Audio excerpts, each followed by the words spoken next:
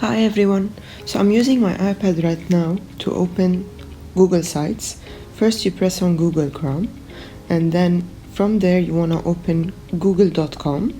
After that you want to make sure that you put the right Google account that you want to use for the Google Sites. So I'm going to switch to the account that I'm using right now. And through the 9 dots you want to press on them and choose Drive. So I'm working on Google Chrome and I'm not using Google Drive, the application, on my iPad. So this is Google Chrome and this is the website drive.google.com.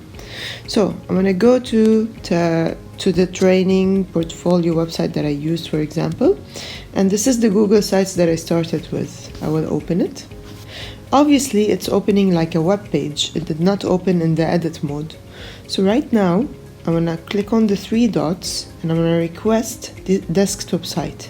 Now this message will display, which means that it doesn't support it, but we just dismiss it. And here we go, we are in the editing mode on Google Sites.